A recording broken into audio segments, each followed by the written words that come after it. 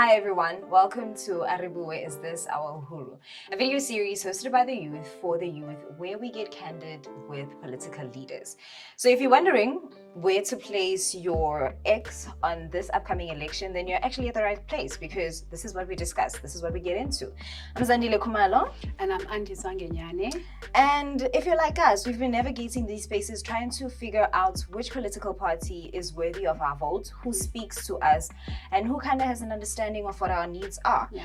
So throughout this season, we've spoken to at least 6 political leaders. I've had the honor of speaking to Rise Mzansi's leader, Usongezo Zibi. And in order to lead, you must participate. All our 3 premier candidates are in their 30s. Good Party political leader, Patricia de Lille. I've always used the same principles. As well as Build One South Africa, Unobuntu Hlazo Webster. This is who I am. I come into a space and I lead. It's who I am. As well as the National Coloured Congress, Mr. Fadel Adams. It's a case of what is it that my people want? Not me. What do my people want? Well, Andiswa, on the other hand, I spoke to DA's leader, John Steenhuisen. So I think what people need to ask themselves in this election is this a party that's only making promises? And I also sat down with Action SA's president, Mr. Herman Mashaba. Cases of corruption must carry a minimum of 15 years in jail without any chance of ever getting parole. Now, we tried to reach out to the ANC and the EFF, and Julius, he confirmed interviews thrice, but all 3 times he didn't show up. Talk about being ghosted. and I was waiting for him, yes. Like I was like, you know what, I actually want to speak to him. No, but you were ghosted, Shem. Sorry, girl. And then we spoke, we tried. We also tried reaching out to the ANC. We tried sitting down with the Gauteng Premier, Mr. Panyaza Lusufi. You know that song, you know that struggle song that says from Cape to Cairo? From Cape to Cairo. And we did not get a hold of him. And it's I don't know if I can say it sucks because we really had like questions for them, you know, just to figure out where we are and what change they're willing to get, because for the first time in a very long time the grounds of the ANC is kind of shaky. True. So it's like that moment of we don't know if they're gonna get it or not. So this was gonna be an opportunity where we sit down and actually say, why should we vote for you once again? I think it would have been great for them to sit down with the youth more, especially. Yes. You know, to speak to us, because a lot of youth, especially on social media, are voicing out how they are over the ANC. True. You know, so it would have been great for them. But what can we say? It is what it is. It is what it is. So I shared it on my socials, Nodilas, where I was like, we introduced this podcast basically to get an understanding of who these political leaders are. And I jumped on the opportunity because it's conversations that I've been having with my friends. When we're sitting, we're asking ourselves, who are we voting for? Who's going to give us that change that we need? Which is what Uhuru, A Re Buwe is actually all about, trying to figure out what these political parties have to say. So if you're wondering, after these 6 episodes, why are we here? We're basically giving you a breakdown of who these political parties are. So speaking to the youth, did you feel like they spoke to you? Look, I'm not sure if they spoke to the youth, but one of them definitely spoke to me. Okay. And me being the youth, I hope I qualify to say other people are going to identify with me. I think that's the right word.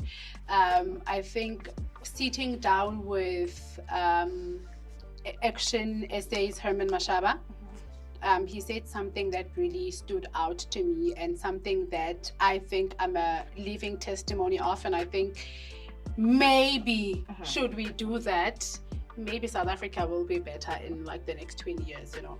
He said, and I know this is something we're supposed to be saying later, but he said something about bringing God back in schools. Okay. So I don't know if you know, but like assemblies or like prayer sessions in schools were cancelled, right? Yeah, so that's what he was speaking about, saying we must bring prayer back to school, back to schools, bring the fear of God back to schools. I think that's what he said. He said bring the fear of God back to school. And I don't want to make this religious, but but as a Christian, I believe in that, and I went to a Christian school as well, by the way, and we had the fear of God. Had the fear of the school teachers, but we also had the fear of God, which is true. Yeah. So that really stood out for me, and I think of all the interviews that we've done, that is something that was my highlight. No. I have another funny highlight before you share your highlight. Okay, another one. So we were playing Jenga with Mr. Mashaba, right? Ooh, it's giving favoritism, hey? What do you mean? Because I've literally been speaking about him. It's not favoritism, it's just highlights. So we're playing, and one of the questions was about what soundtrack I think best explains his life, or somewhere along those lines. And he was like, And Shem, let me just point out, some of these questions were making him a bit dizzy, Shem. You know, these are young people questions. That's the thing. You're making them so dizzy. So I asked him this question, and he was like, you know what? I am a survivor. And he started explaining, like, not necessarily choosing a song, but explaining. So I gave him a theme song. Because you're youth, of course Because you're gonna I'm give. youth. Of course you're gonna give. I gave him a political song, part. and the song was Destiny's Child Survivor. Okay, I love that. Love that. So that was definitely a highlight. What would you say was your highlight? I loved the fact that we were able to create a balance between the old and the young, because as much as I want to speak on the youth now, because as much as we are the youth, are very innovative, creative, we have these ideas, and it's like that thing we would see, I have a plan in place and put this plan out there and make sure you implement it like this, because we always have these ideas that we want to somehow address these issues, which is great. But at the same time, we need to go back and find out, how did we get here, which is what Patricia Delille was a good example of, because she was like, I understand that you want the youth to be in these places, and I'm not disagreeing with you, but you can't take the old generation out. You have to have them there to teach the younger generation, so that when they get into power, they also teach the younger generation that is to follow. But the having the old generation is kind of going back and reflecting on our past and how we got there and what we can do better. So for me, the highlight was that thing, was having the old and the young, reflecting on what we had back then and trying to figure out the way forward. Also, yeah. I don't know if there were certain topics on your sessions whereby maybe political parties shed light on certain issues that the youth face. Side eye.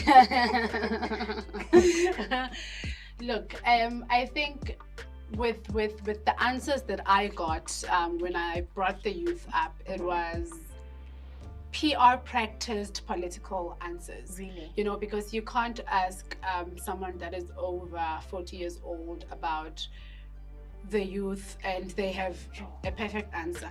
So obviously, because they don't know our struggles, they just know their struggles, they don't know what we go through, then they're just going to have a generic answer. Yes. You know? So I don't feel like there was anything that I asked about the youth and actually got an answer that I was happy about. And that's the truth of the matter.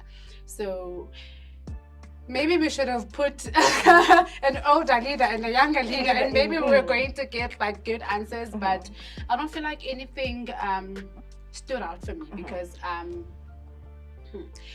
with the DA, I had mentioned that they are a lot of their leaders are older, and I think the average of their leaders is like 57 years old, if I still have the stats correct. If not, I'm sorry.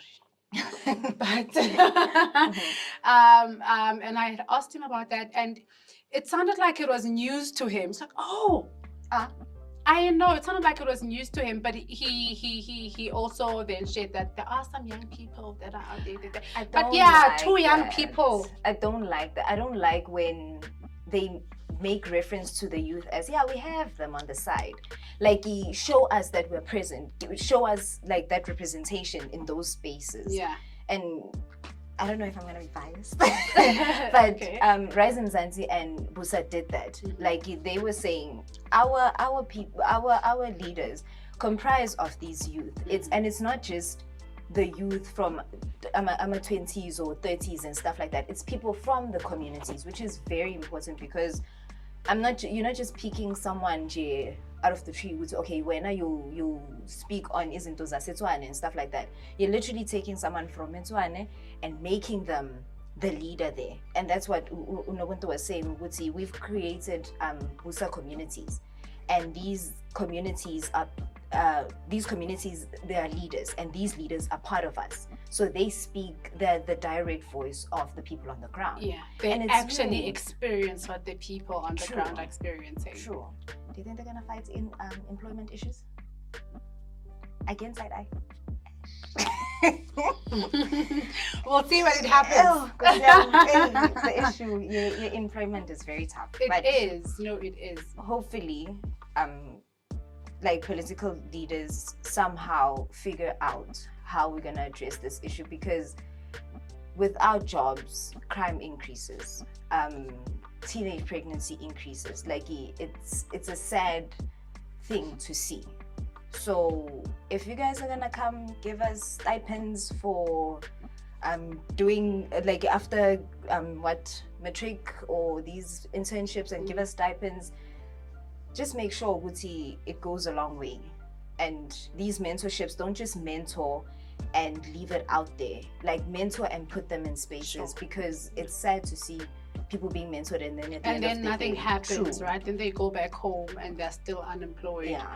Yeah. And then at the end of the day, they're like, yeah, but we gave them opportunities. And then what? Ew, no, please. And then what? No. Plant and harvest and make sure the seed grows to a tree. And then South Africa will reap what it sowed. Is Is it sowed or soup? That is it. Ask me questions. And then some of the comments for you that kind of got to you, kind of made you like, yo, people are actually watching. So there was one that, oh no, I am not sharing that comment. I'm going to read these ones because that one was very personal to me, and I shared it with you. Oh, girl. People think it's easy. being on People these out spaces. here. It's not. These are political leaders. You have to watch what you say also. So next time, can't just. Please. Mm-hmm. So these comments were on our TikTok page, which is at SNL24SA. Under the John Steenhuisen interview that I had conducted, someone said, we voted DA for a better life, but all we got was a worse life and worse circumstances. To vote for DA is like to stay in jail. DA, do you hear this? It's bad. Pull up your socks. It's No, bad. pull up your socks. It's bad. And then under the Haman Mashaba interview, which was also conducted by me, it's not looking good, Shem. Not the DA being dragged into this again. So this person says, this DA agent was humiliated by Steenhuisen. Why didn't he stick with hair products? Politics is no game for him. Yeah, his mini Zionist party will end nowhere. They go on to say, these people are lost. All they want is power through that thing of blaming foreigners around. South Africans are not dumb anymore. They will fall hard. Yo, you guys are harsh. You guys are very No, harsh. people are not here to play. I had a balance of them. One that stuck out to me was from the National Colored Congress, where they gave good critiques and bad critiques to Mr. Fatal Adams. One was like, Fatal is my hero, a man for the people first. I mean, he literally sat here and was unfiltered. He said, I'm speaking for my people. I'm speaking for people that are like me, people who are going through the most, the colored community. And he was unfazed about it. Like, he put it out there, which is what I love. Like, you were conversating with someone who was genuine. Like, that conversation, you would say, hey, this is what I'm living through, and I'm here to tell their story, and I hope someone is able to answer to us. And then another one was like, the NCC is currently a good opposition, but with this kind of leader, they are nowhere near ready to be in power. Fatal is hurting this party greatly. I think why they're saying this is because, like I said, very unfiltered, and you can tell Uguti. But like you can tell that someone is very passionate about something. Like it's not just a political party that just came out of nowhere. Yeah. So it's you could see the emotions. So maybe it's that thing, Guti, you're too emotional to kinda continue this thing. I hear that. But I disagree. I mean, if you believe in something, it's genuine, and you can tell from that. So yeah, those were my comments. Guys didn't comment much, huh? Guys didn't comment much. But yeah, those were my comments. So we're only a few weeks away from the 29th of May, and if you still haven't decided who to vote for, go watch these 6 episodes, but also follow us on our new live blog that we started. There we will keep you updated, and we don't just speak about politics, but we speak about the struggles that South Africans face, you know. So follow us at SNL24SA. That is who we are on all socials. And